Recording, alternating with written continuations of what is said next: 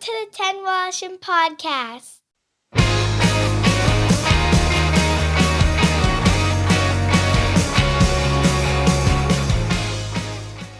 Well, thank you so much, announcer, and welcome to another edition of the Ted Wallison Podcast. Thanks so much for taking the time. And by the way, that's brand new music we've got for our theme. It's from the Bike Thieves and an upcoming album of theirs. We'll tell you about that as we move along in the calendar. It's a familial thing. My granddaughter is the voice, and my son is in Bike Thieves, and it's free. But we're thankful for those who make the show possible, specifically Tom's Place. If you're looking for something to wear for your men's clothing I've been talking best quality men's clothing at unbelievable prices. Check out Tom's Place. He's in the heart of Kensington Market. It's 190 Baldwin Street, and that's where you will find them and the best savings ever. Tom's Place. They'll suit you. This week, I'm really thrilled to have with us a master of the art of stand-up comic. He is the teller of tales, the speaker of A Truth to Power, best-selling author, actor. He will be presenting his 11th stand-up special titled The View from Here, Friday, November 28th at the Bluma Appel Theater in Toronto. If you can't make the show, you can live stream it as well for a 24-hour period. Check out Ron James' website for more information. Ron James. In his first year, Trump's approval rating dipped as low as 33%. This is supposed to be his honeymoon phase. 33%. Syphilis polls higher.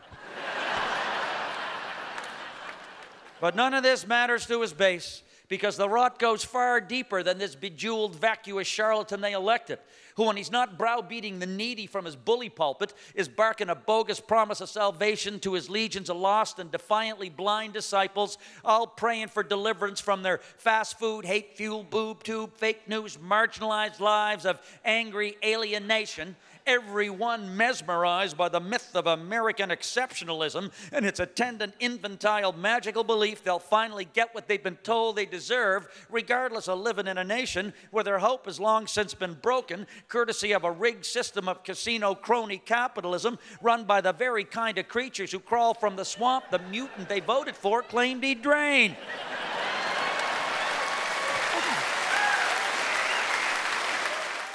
Ron James, it is good to see you, my friend. How you been? Pretty good, buddy. Pretty good. I spent the summer in Nova Scotia, and I just got back from Atlantic Canada tour. Had a few dates in Ontario this summer, and Libby and I, enjoyed the beautiful warm weather in Ontario. It was nice, but you've been ill though, man. You feeling better? I am feeling better. I was off for a while, and people texted and said, "Where you been? What's going on?" I broke my femur, which is like the worst thing you can break. It's that bone between your knee and your thigh, and is that the big one? The big one. The big one. Oh, Jesus, man! It's the biggest bone in your body. They actually inserted an 18-inch rod into my leg. What? I have a couple of jokes about that, but I'll share those with you later. I'll just leave blank space. Can't you put one somewhere else? You wouldn't have to use Viagra, man. Exactly. Yeah. So I was in the hospital. Believe it or not, I had some examinations to do in the hospital, and I fell in the hospital. I didn't hit anything. I didn't trip or anything. It just turned out it's a bone weakness. And anyway, so the bone broke, and I was like in the hospital for 6.5 weeks. But I got to tell you a weird story, and I hope people take this the right way. And I know you'd understand this.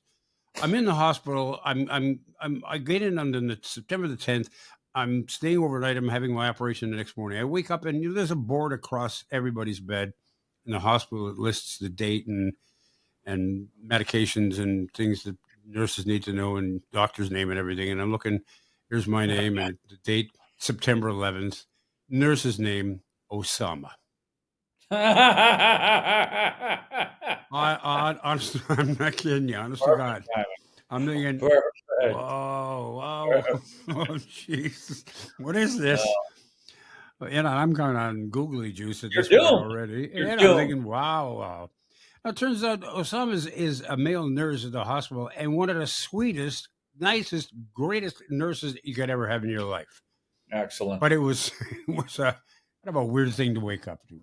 Well, it is. It's like, having having the nurse named Adolf Hitler, but it's not the mean one. Yes, that's his nice. It's his nice cousin that no one knows about. Who Joey came Hitler. second on Jeopardy.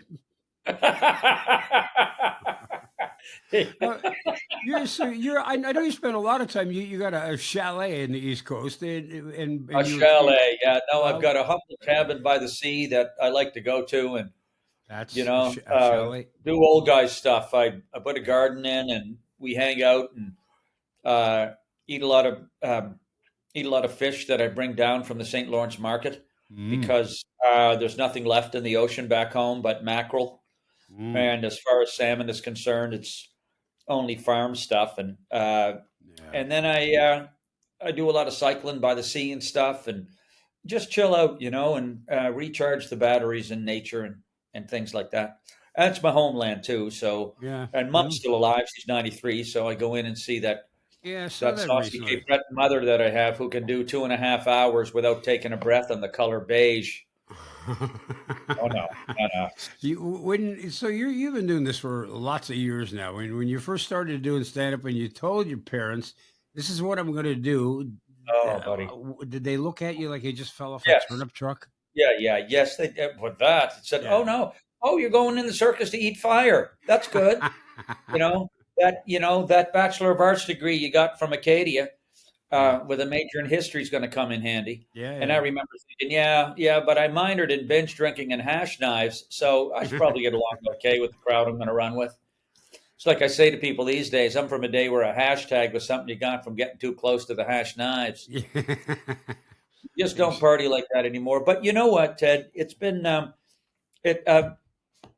I started out in stand up, and then it at that point in time, it just wasn't for me. And I think that's when you were Yeah. a regular on Bay Street at Yucks, and I went down to Second City, and I got into that outfit and was with those guys for 10 years, and at a very instrumental time. I mean, it was a very popular spot for people to drop in, and Sure. I mean, to be on stage and doing a show when John Candy's sitting in the audience, Yeah. and it's just funny. I remember Donnie Lake and I had this scene in our second show. It was just as we used to say.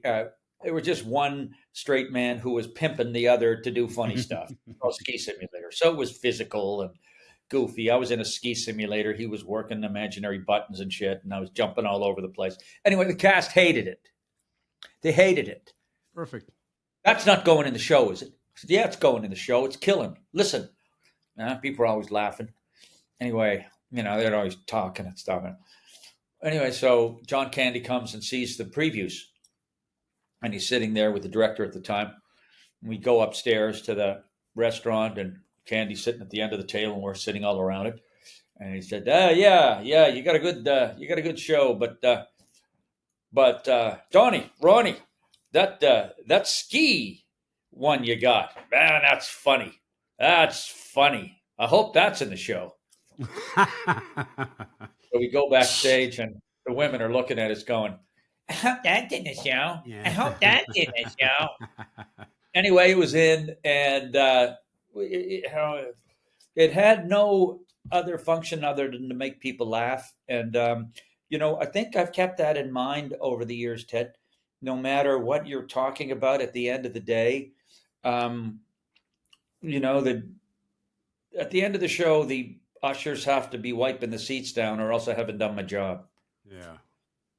So I don't know how you feel about the calling. I mean, so much has changed since all the years I've been in the game, and you as well. I mean, it'll be 46 years this January since I came up from Halifax to get into comedy.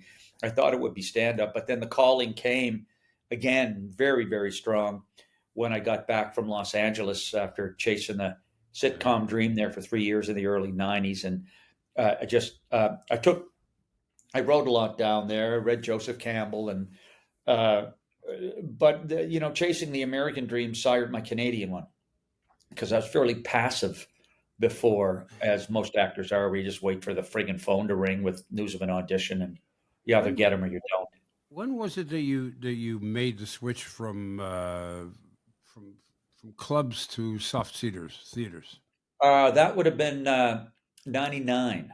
But I had been booking. I was in the Laugh. I went to the Laugh Resort in the summer of. I went to the Laugh Resort. No, I got my first check at the Laugh Resort in January of '95.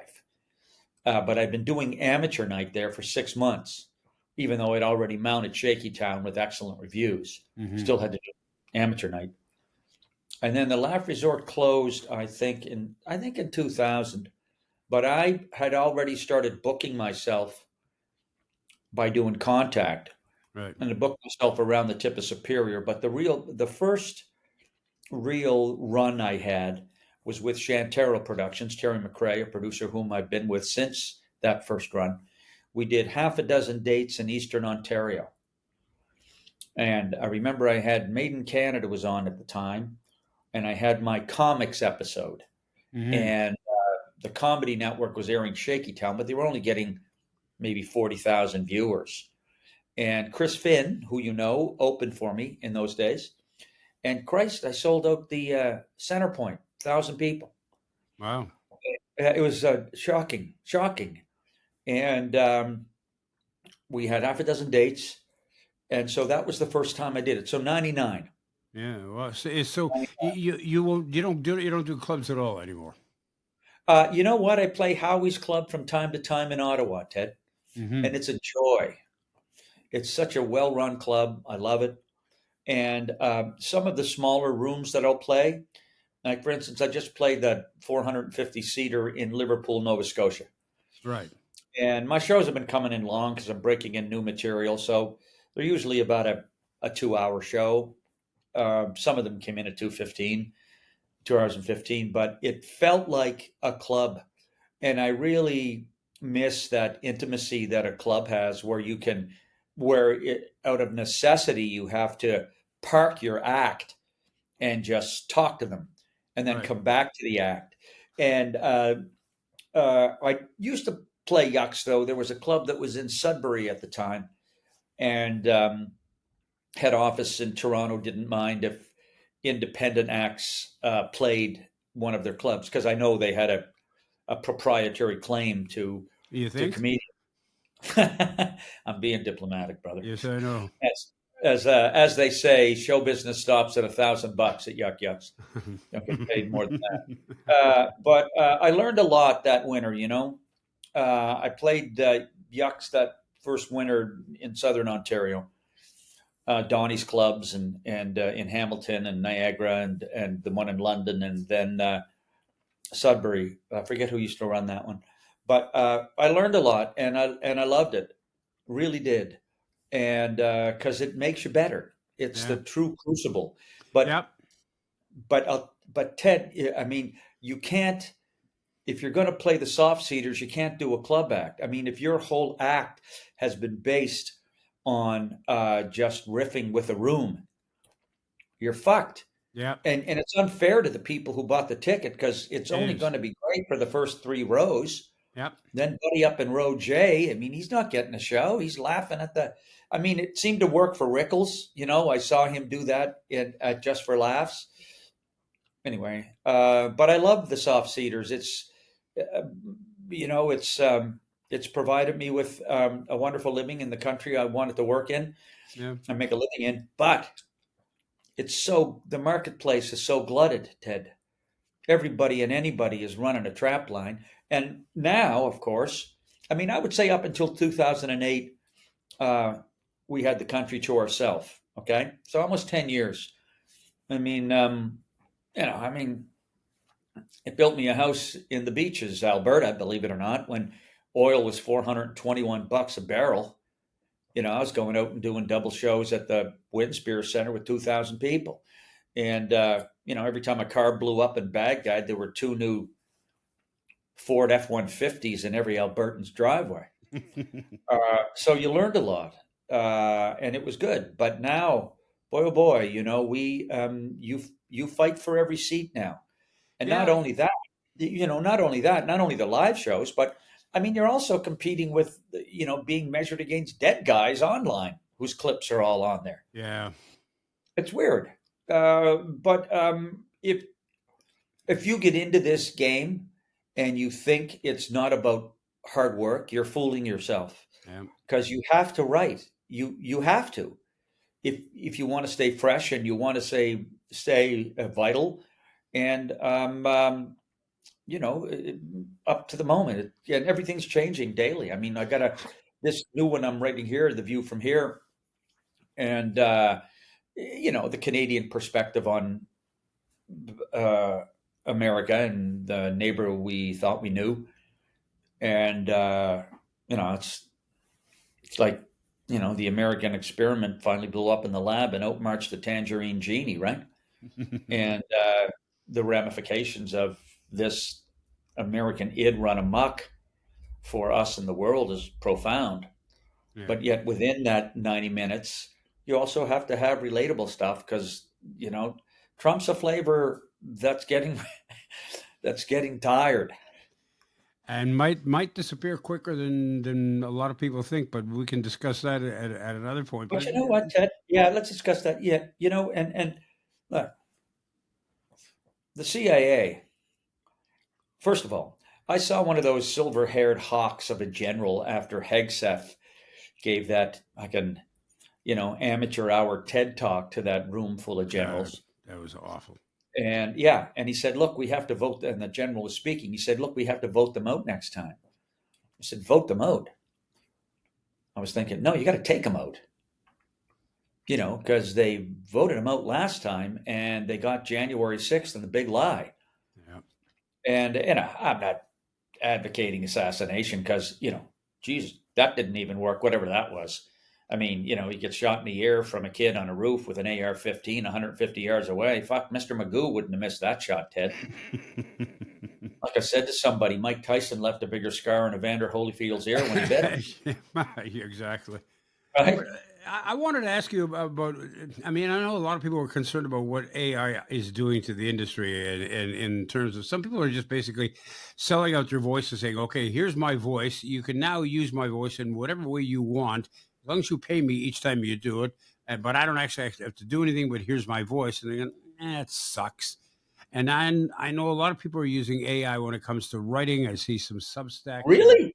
Substacks that are being written by people. I'm thinking, did you really write that?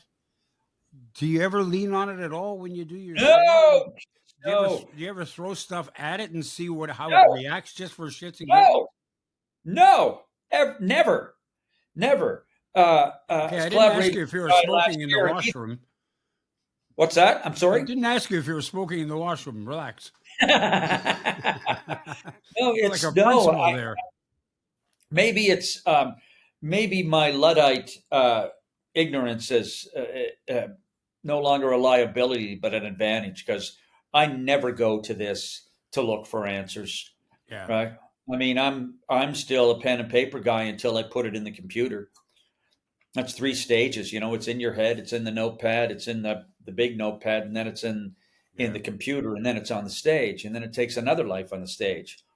And but no, I don't rely on that. But people No, have. I know. I wasn't saying that you relied on it. I was just thinking if you ever No, just no. I understand that. Yeah, absolutely. threw a line or two at it and say, okay, what do you think about this? Because I've seen people ask it questions and throw scenarios at it, and the answers they get back are just totally ridiculous. It's like coming out of a grade 4 kid from another country and another decade. How do you even ask it? I mean, I don't even know where you go. Well, Where do you go? You're not. What do you hit? Is it ChatGPT? Is that what you do? Yeah, I believe that you can do that. Yes, there are many ways of accessing AI, but I'm not a technical wizard. It's fortunate that this is happening between you and I right now. This, You know what, Ted? is a Yes, miracle in itself. yes, it is, isn't it? It is. But when you talk about AI, I'm thinking I'd sooner learn how to make a lean-to in the boreal forest and a stove out of river mud and rocks so I could live there for a month, living on squirrels and cranberries rather than manipulate AI. Right. I think that's why those kinds of shows are popular. Yes. Because I think people sort of, idealize this romantic notion of heading up to the, the woods and living in a lean-to for the winter or summer. Yeah. Have you ever watched that show? I've watched a number of shows like that where they people just like what's it called? It's living off the what's the term I'm looking for? Where there's off the grid. It's Where called, they're yeah, like yeah, totally, right. yeah, without any access to Bushcraft. anything, yeah. And I'm thinking, I don't know if I want to do that. As a matter of fact, No. I know I don't want to do that because I couldn't survive. Well, they don't bring, everything's covered except going to the can. I don't know how that's done.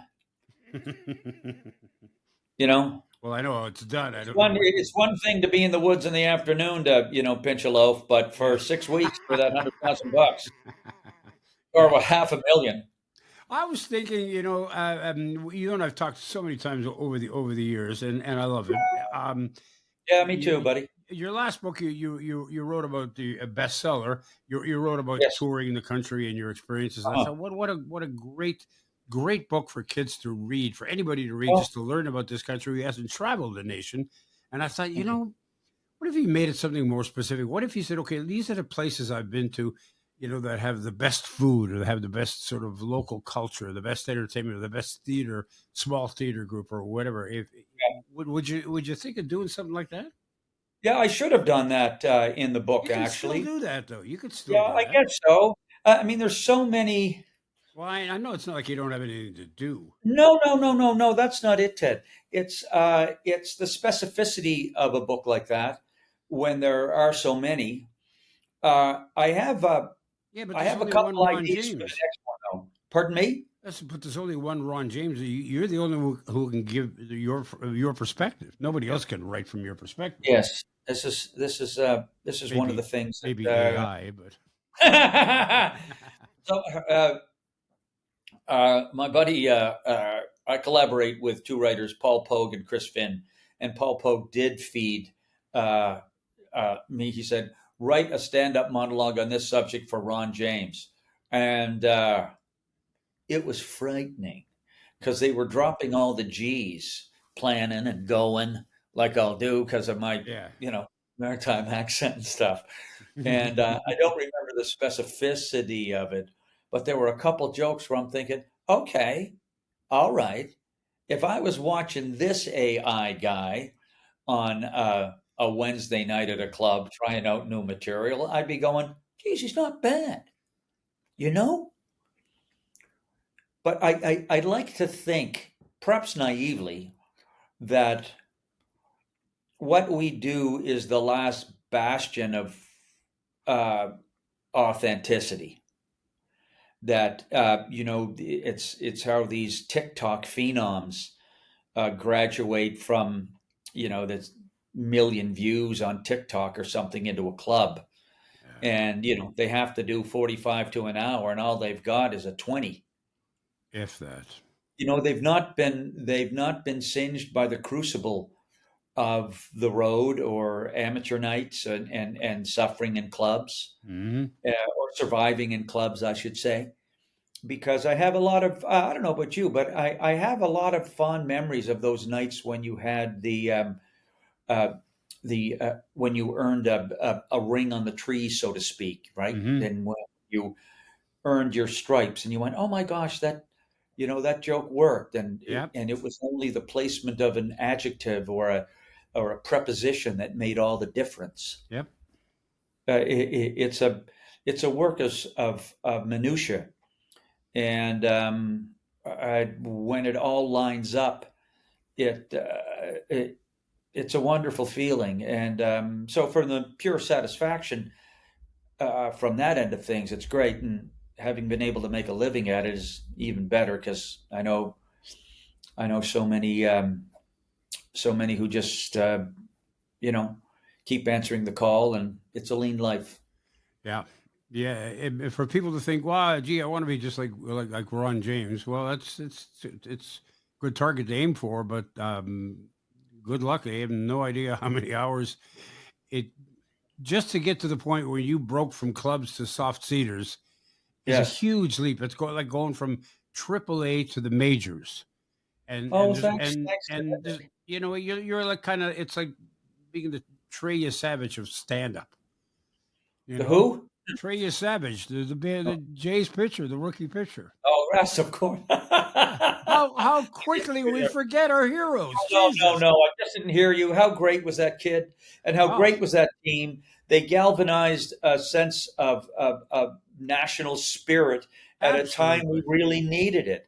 And I got a sense from that team that they were so quintessentially Canadian in their nature, right? I That they watched were there for each other. Because I had this phrase during COVID. I had a rant online go viral that Occupy Democrats picked up. I was playing with the notion. I was watching America, Life, Liberty, the Pursuit of Happiness, all this individualism, the manifest destiny and frontier, the lone wolf. Hey, man, I'm the guy. I can do it myself. We're the chosen. I remember thinking, especially the way they reacted to the pandemic, I remember thinking when me trumps we, everybody loses. right. And Canada, for the most part, has been a collective. And sure, I mean, we got that bee in our bonnet with Quebec, but I mean, Jesus, even Quebec now, I mean, they're breaking out in the national anthem from a Saguenay shoe shine to a lap dance at Wanda's. So it's remarkable. I mean, the last time Quebec was this patriotic was never. So that's Yeah. had so the threats from uh, Trump with the tariffs and sovereignty have had a wonderful reaction by us.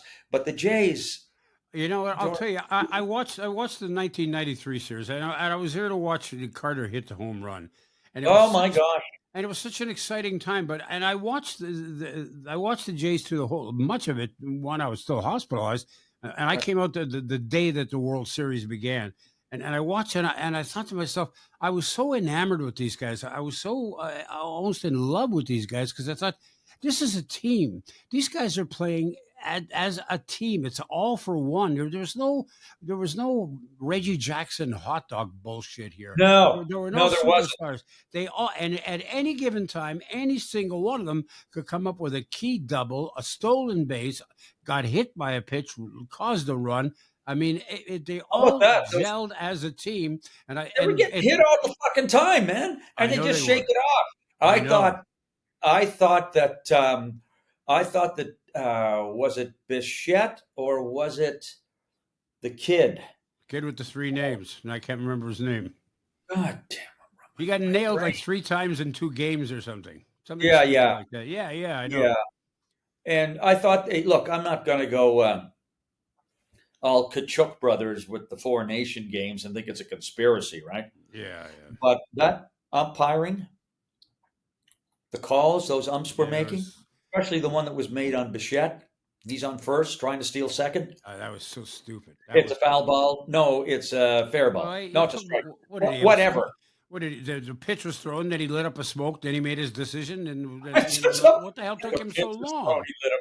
That's But I perfect. but I tell you something. Even though they lost, I mean, I felt better about this team than I did about the 1993 team because to me, Isn't that we needed these guys more than anything else. And elbows up and all that. That's all great. That's yeah. great cliche stuff. But nothing galvanized this team. Nothing brought this country together like the Jays in that They were such a solace, and everybody Ah, and anybody you talked to was glued to the tube watching them. and I And switched over to the Fox here's the other thing. Pardon me. Go No, I ahead. was just gonna say I switched over to the Fox broadcast on purpose a number of times. They were nothing but complimentary about the Jays players. They did Isn't not that they did right? not slam the Jays. Mind you, that's a national broadcast. It's not a Dodgers broadcast. It's the Fox broadcast, right? So they're not taking a homer team. And to say, well, it's an American versus Canadian. How many Americans on each team? How many Canadians on? It's like, for God's sake, they're all from Cuba, the Dominican, Mexico, Venezuela, and everywhere else, right? Exactly. So Exactly. this You whole know, Canada versus America, in that sense, is kind of Yamamoto's got to be happy that they won, though, given the fact that his owner has investments in ICE detention centers. yeah, yeah, really. Eh? Okay. Yeah, no, no. It's I mean, but it was such a different experience watching uh, this level of baseball compared to watching hockey. Hmm. There's a different tension, isn't there? There is a different tension, and people say it's such a laid back game, and No, so exciting. But boy, I don't know. I think it's more My heart internal. was pounding. Oh, savage. Yeah. Savage. And I'd get up sometimes and I'd be watching the game like this from the side door, like it's going to matter. Like Yeah. I couldn't sit in the chair. I had to peek at it. Yeah. And like who doesn't want their Vladdy to be their son-in-law? You know what I mean? Or at least their nephew. Yeah, Like, wow, yeah, what a yeah. sweet guy, and Oh, just absolutely. God. I mean, it's just I love the whole thing. It was I just get the feeling that to meet them in public, they wouldn't be dismissive. I don't think so. I get the feeling that they wouldn't go Pete Rose and, well, none of them would ever do that and, charge a kid for an autograph. I don't think so. Right? I Which don't think is so. but I the hope fact that not. the fact that we beat the Yankees, Yeah, that was nice. Hate the Yankees. Nothing personal, but hate the Yankees. well, they're kind of, and they kind Well, that of, goes back to the Steinbrenner days where they just bought their way into everything, kind of like the Dodgers do now, right? that's what the Dodgers have now. Yeah, What are they paying Otani? $1 million What's he? since you asked that question. It's an unholy amount of money, I think. It is. I know. It And is disgusting. he wasn't as bulletproof as No, everybody no, no, thought he no, was going to be. no, not at all. Not at all. It was just it was such an exciting time. But I want to How go back many to will they have next year of this team? I don't know. I think they've signed already a number of them. I mean, of course, Vladdy is signed for like 13, 14 more years or something like that. Wow.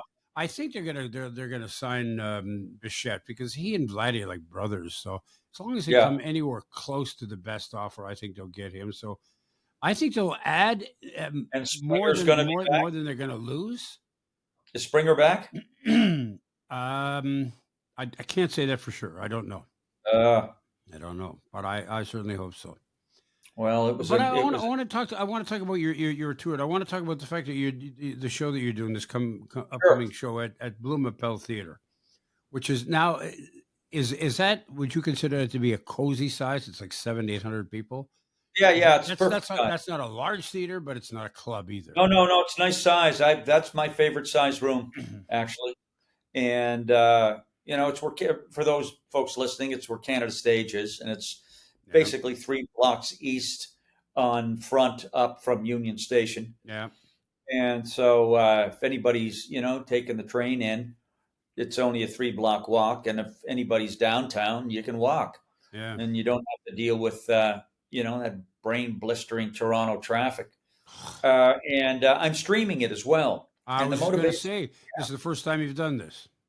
yes, yes, and I'd gone viral on Midas Touch in the wintertime with a clip from a special we had almost 10 years ago, but it was a long run on Trump. And they picked it up, and boom, it took off. And the Americans were going, "Who is this guy?" Especially all the ones that hate, the Orange Mutant. And so I thought, gee whiz, maybe I should try to sneak in there through the back door, because to try to cross the border, actually, forget about it. Yeah, And so that was my motivation, and to reach Canadians as well in the far points of frontier who might live beyond the pale, well, where I to don't reach, who can see it. reach people like me who can't exactly get out of the house Yeah, and get around right yeah, now. It's a yeah. great idea. Elder invalid, I was going to Yeah, call you, but I didn't want yeah. to. But maybe it's me, but as soon as I saw it's live streaming, I thought that sounds like a question your urologist will ask you. So are you live streaming okay? You know? Are you live? Yeah, I have to get my annual checkup done, and I'll get a read on my the strength of my urine flow, Yes. which I never thought I would be measured on, but I guess it's No. important to know. Well, it's a long time since the old days when, as a young kid, you used to spell your name in the snow, right? Right on. Now you get your initials done. It's a hell of a day. It's a good joke. I'll You can use have that. it. You can Thank you have very it. much. It's all From yours. time No to time, problem. the pantry gets bare. I cost you a Uh, half yeah, price ticket so on your next show. so I thought I'd do that, and it's been a long time since I played Toronto, it's so expensive to put your own show up here, and I Yeah. didn't. I thought about sponsorship, and it very. I've never had a sponsor, right, on my live tours nor here, and so it's a point of integrity to try to do it myself, and it's a big risk, but I think it's a risk that's worth it. So people should know Uh, this, that you actually have gone out and rented the theater, yes, and so you're paying whatever the cost is, which includes, yes, and that's all those IATSE people. And yeah, it's not and the cheap. crew. Yeah, Yeah, I've always done that. When I played the Winter Garden, I did it. When I played Massey Hall, I did it, and I'm doing it again here. And but I mean, if you don't invest in yourself, I mean, yeah. look, I've lost my shirt in the past investing in the stock market, right? Every time I got my stock statement, there was more optimism in a friggin' suicide note. So, so I thought I might as well do it myself, and it's a risk, and I think we'll do fine. And but once Yeah, again, it's uh, it's a uh, it's a battle to be heard above the noise in the big smoke because there's so much going on, yeah, there is. a lot going on. But I'm looking forward to it. It's a good show. I've uh, I've road tested about a third of the material on the road, and all the other stuff's new. And so Ted Woloshyn returns in a moment. I've had the great fortune to say that I've been associated with one of Toronto's finest names in men's clothing for more than 25 years. Tom's Place.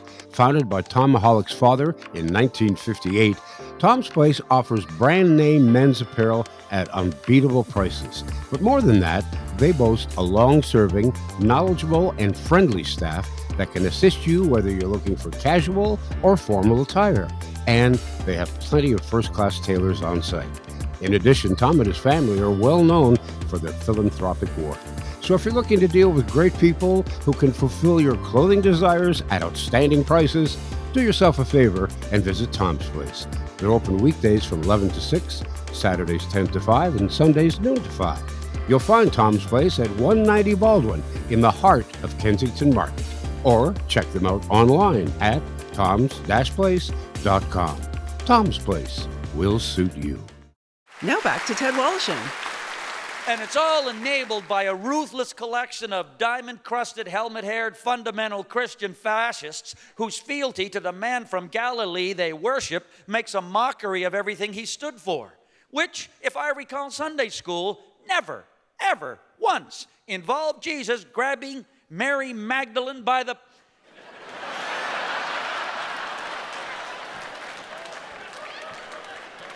But perhaps I wasn't paying attention. This is your 11th special? Yes, I did.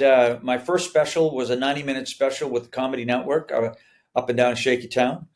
Then I did 9 with the CBC, Right, just specials. right. And then, so that's 10. So this is my 11th. So Yeah. will you be taping this? Will you be videoing this at all? Are you Oh recording? yeah, yeah. I'm Yeah. having them film it, and I'll have the final. I'll have the final cut, and we'll be airing it on YouTube via Enbright, Mhm. and all the information. Yeah, I mean, I think you have it, so if you can plug that, it'd be great. Yeah. Yeah, and so people can stream it live, and then But they can it's stream it also live. It's a 24-hour period. So the show starts at 7:30.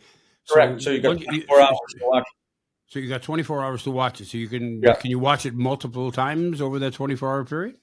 I think so. For those These are people technical who questions. don't get the jokes the first time, Tech- like me. Right. Yeah. Why did he have to reference Sir Francis Drake circumnavigating the globe in 1587 Yeah. faster than it takes to go 3 blocks in a car in Toronto in 2025? I don't Uh, understand. One by the fella way- said to me online, "You're too verbose."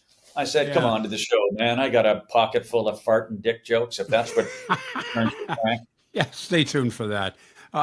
Here's It's something. funny though how you need those. It's like Bill Hicks always said that. You always got to have a couple of dick jokes in your back pocket. That's It's right. like they need it, Ted. I The know. audience needs the I know. needs whatever level it's going to be of the salacious and the dirty. Here's something Sexual. I saw in the news today and I immediately, because I knew I was going to talk with you, but I thought Ron's going to love this. We now have the slowest streetcars in the world. Well, perfect. Our streetcars are actually like 2 miles an hour slower. Well, I can't remember the exact number, but like literally the slowest streetcars. And I was thinking, why don't you just throw a horse in front of them like they used to? I mean, like, could it be Well, any slower? they're not that far off, are they? Ah, And how many? And I take the subway from time to time because I live downtown, and I don't ever remember being on subways when I first came here where there was that much crazy walking up and down the aisles when you're on the subway. it's scary, isn't it? Listen, man, you got somebody. I mean, you know, sounding like Robert Kennedy Jr. I get a worm in my head. And wearing the tattered raiments of a crazy saint. And every time I get on the subway, and how are they getting in? Do they jump the turnstile? I don't know. Anyway, they're on, and the poor people. I mean, you don't, you feel sorry for them and stuff, but at the same time, you don't know if they're going to bite you. I know. No, it's I know. crazy. It is. And thankfully, nobody's packing heat in Canada. So, I mean, if this were a subway, say, in one of those states where it's open carry, game over.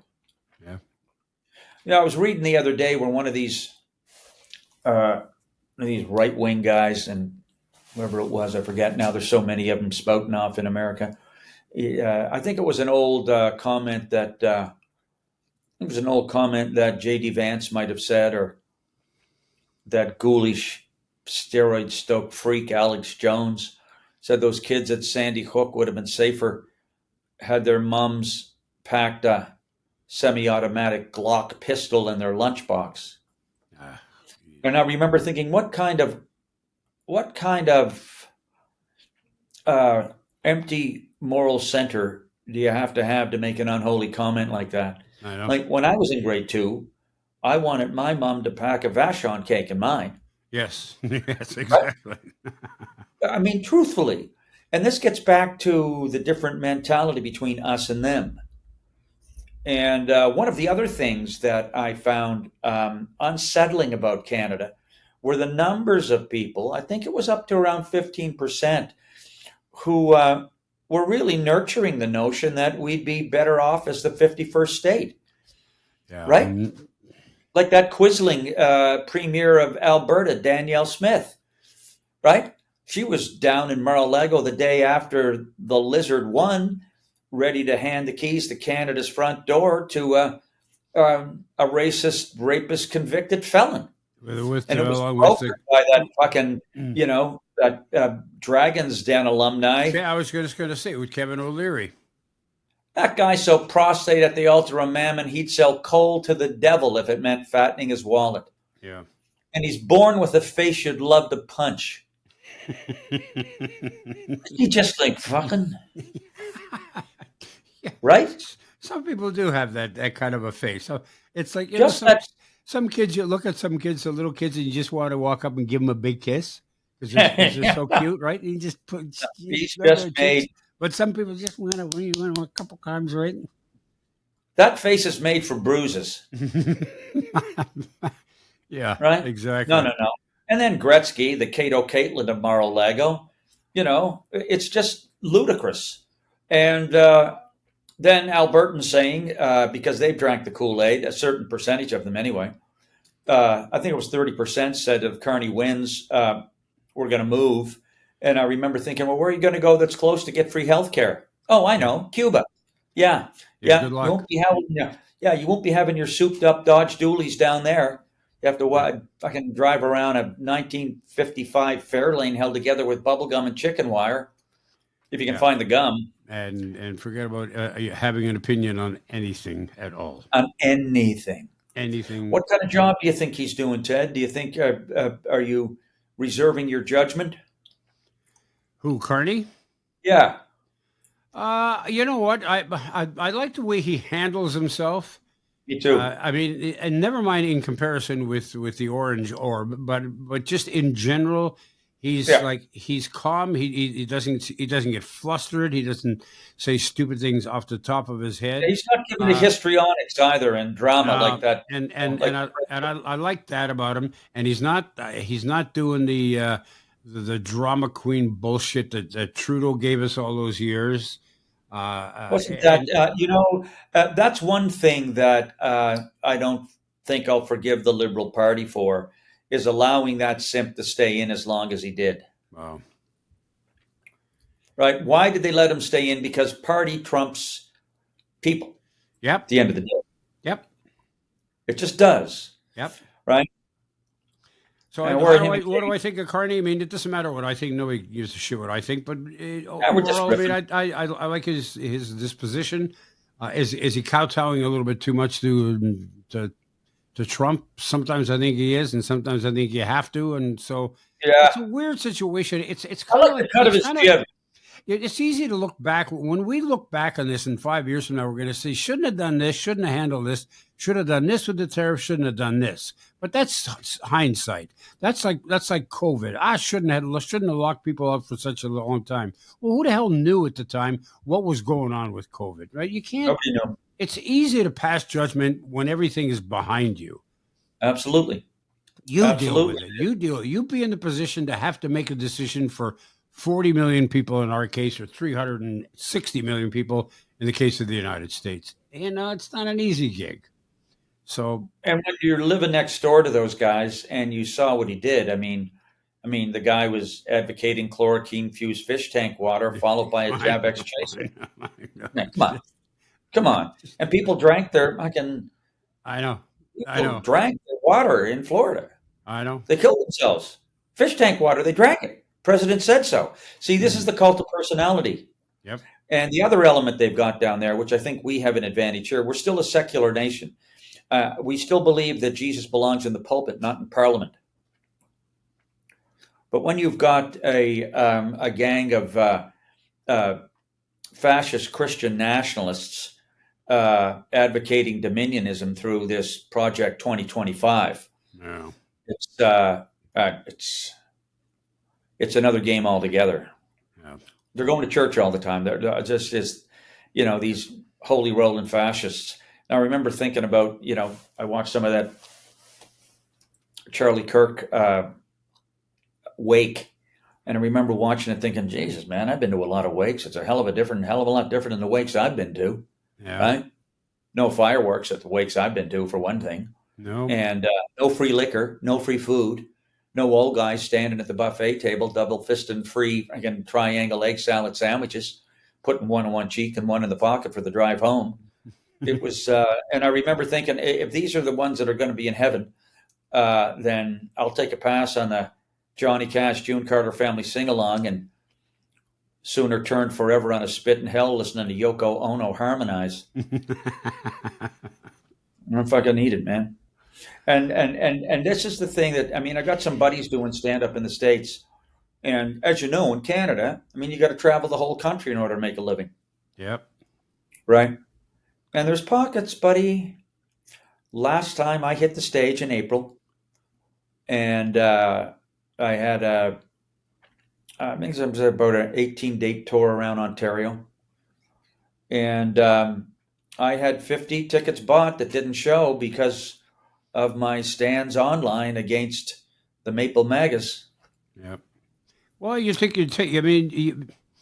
You can't make everybody happy. So you got to decide. Nobody. Okay, well, am I willing to piss off 25 or 50% of the people Yeah. out there because I think the other 25 or 50 or 75% are enough to support me?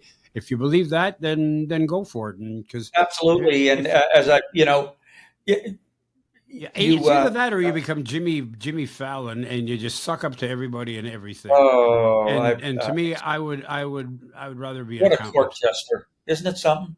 It I is. bet you he must get so tired of enjoying, of laughing all the time. And When he gets up from his chair and then he falls on the ground in front of his desk and starts rolling and pounding his hands on the floor, laughing, I'm thinking, What grade are you in? 4, 4.5, 5? I What know. is this? Yes. Yeah, I know. So, I know. But then you've got Colbert and Kimmel yeah, standing well, up. that's a different story. I Yeah. believe in. Yeah. And I saw Colbert. Libby and I were down in New York last December last year, and we went to Colbert. And I'll tell you, Barry Julian is the executive producer of that show. And when I got paid the first year in the Laugh Resort, the first check I got in the Laugh Resort was January 10th, 1995. I was on a double bill with him. He did one half and I did the other half, and we switched the other nights. And then he went to write for this hour. And then when he was writing at this hour, he was sending submissions into Colbert. He got his tickets. Just the nicest chap in the world. So unaffected.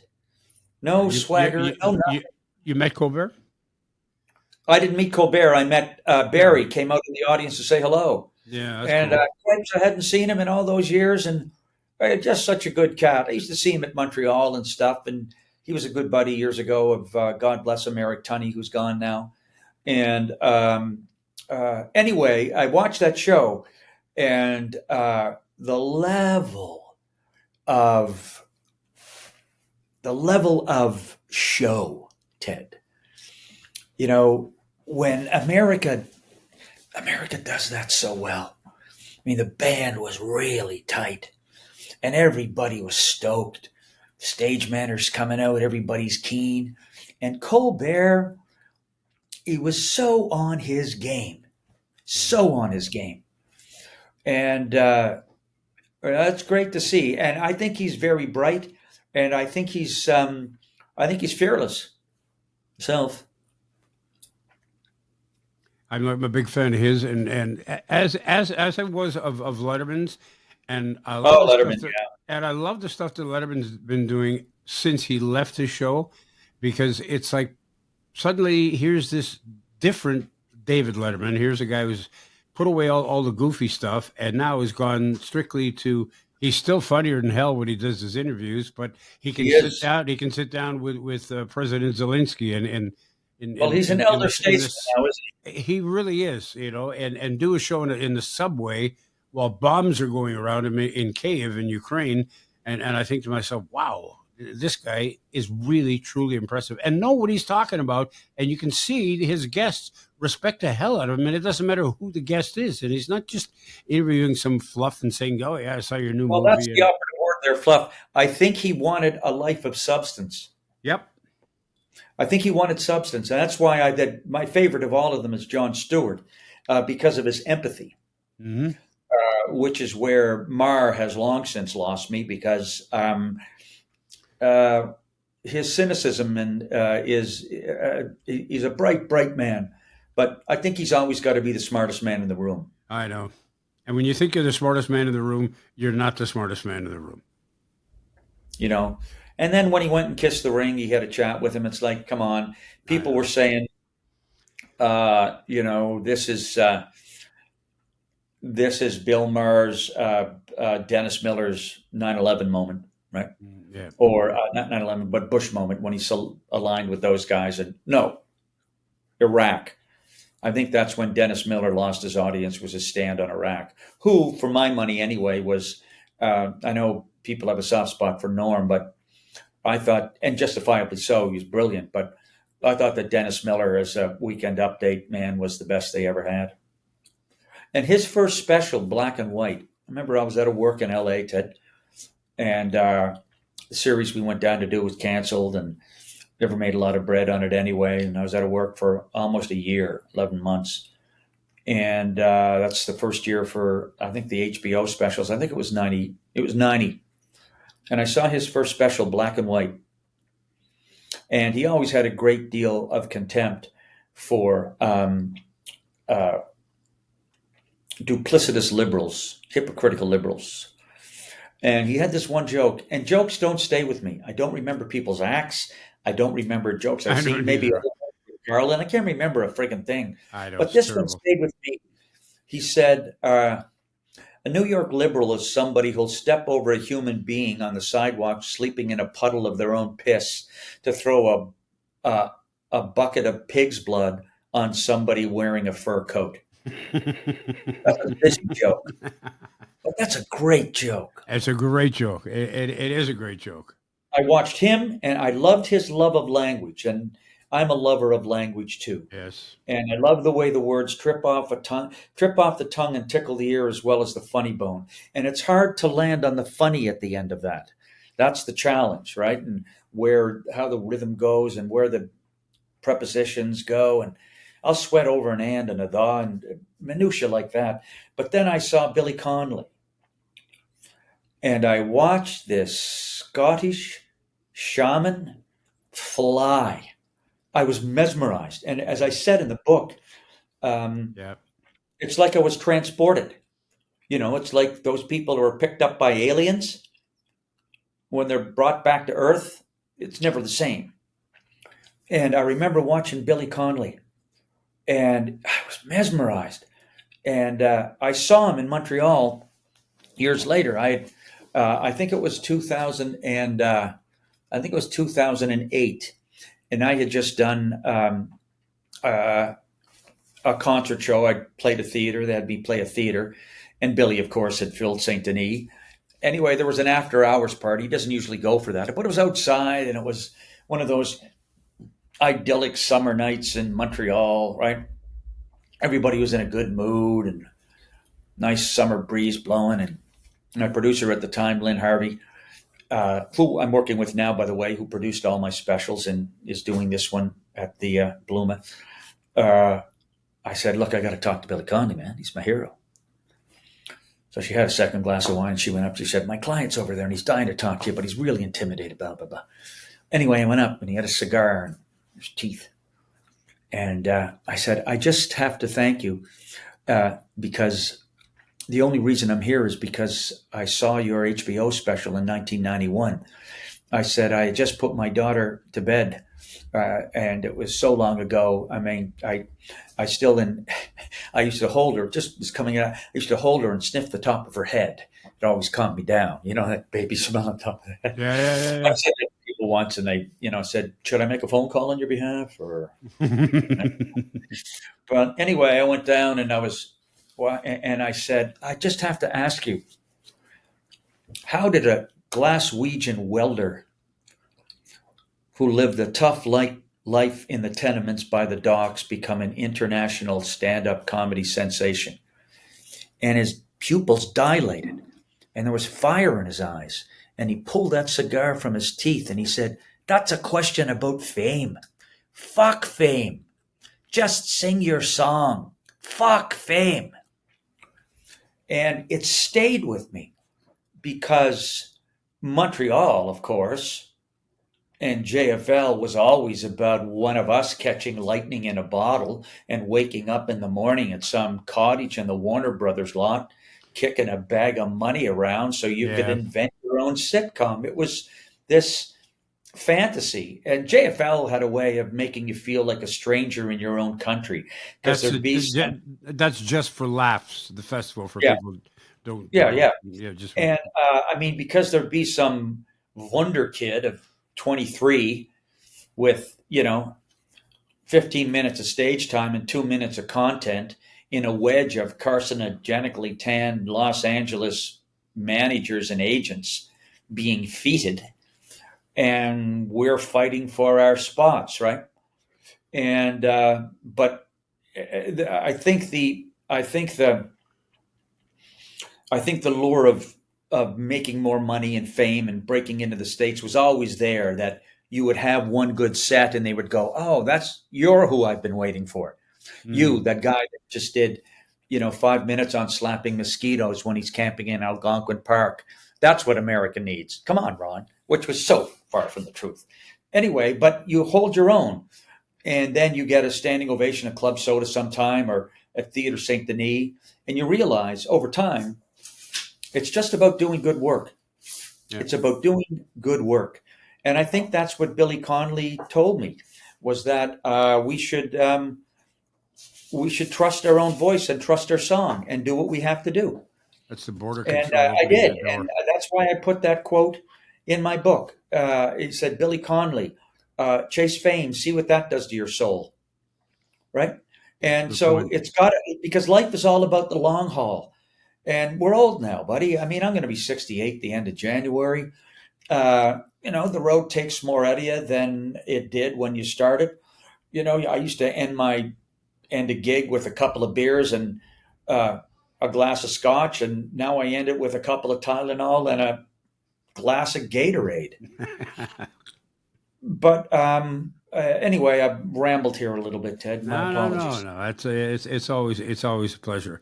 I wish I could join you on the 28th at the Bloom Appel Theater. I will be watching online.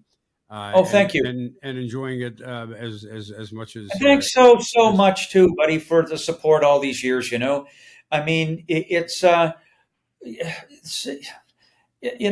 this stand up. It's a unique calling in Canada. If Groucho Marx said that comedians are always eating at the little table or the children's table, well, given the intelligentsia in their ivory towers in Canada, stand up comedians aren't even invited in the house. So the fact that I was able to make this living and I've been fortunate at the CBC, but it's been 10 years since I've been there too, bro. Yeah. So, right. You always go back to the lodestone of live because there's nothing better than seeing stand up live. Yeah, you're right, and I'll tell you. You mentioned the CBC. Yeah, sure, the CBC was there for you for a good period of time, but you were working stage and clubs even prior to that. But you can never lean on one thing because that one thing will never always be your friend. I mean, if you try you to, have to diversify.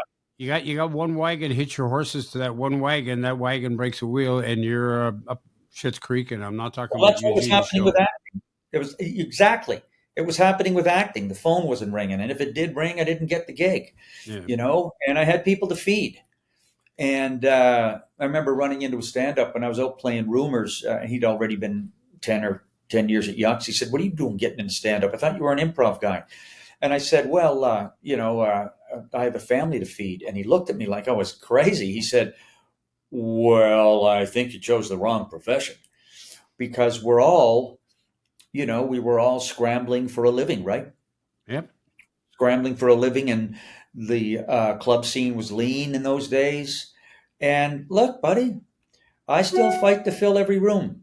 And the marketplace is glutted, but it's a fight worth fighting. Yeah, well, I'm glad you're continuing to fight, and I know that people right across this country are.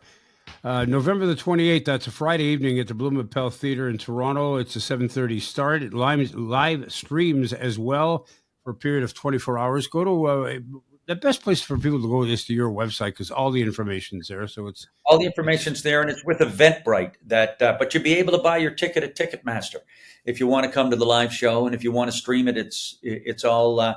And we're blasting out on Facebook and Instagram and my website. So yeah, and Ron's always available somewhere, appearing somewhere, doing something, being able to be seen somewhere. And we love him for that. It's so much a pleasure as always. It's always a treat. Thank you, buddy. Thank you. I hope you're feeling better soon and back on the golf course, getting those holes in one, or at least riding in the golf cart with your pals, watching them get them. Well, I figure I've saved. Yeah, exactly. I figure I've saved about $11,000 on lost golf balls so far. So I mean, I'm trying to look at the positive side of everything. You know what I mean, Ron? Okay, buddy. Oh, all right. You take care. That's going to do it for this week. We're back again next week. Don't forget to go online, fill out your organ and tissue donation card. You could change a life or even save a life for that matter. And thanks to Paul Gatt, my producer. Thanks to Tom's Place, our producer, our sponsors. And thanks to the Bike Thieves and for our new theme. By the way, that's my son's band. And thanks to our new announcer, which is my granddaughter. Hey, fantastic. Oh, it's cheap. Congratulations. I'd like to sit in the company of all of them sometime. I'll send you a copy of his album when it's released. Fantastic. Take her easy, brother. But there are shipping and handling charges that are involved. Like Lotta Hitchmanova used to say. Yes, that's right. There's one. 66 Fox Street, Ottawa 4. That's right. Let people look that one up. Google that AI that one, buddy. See you later, brother. All right, all the best. Take her easy and Merry Christmas. You too. Thanks. Bye-bye.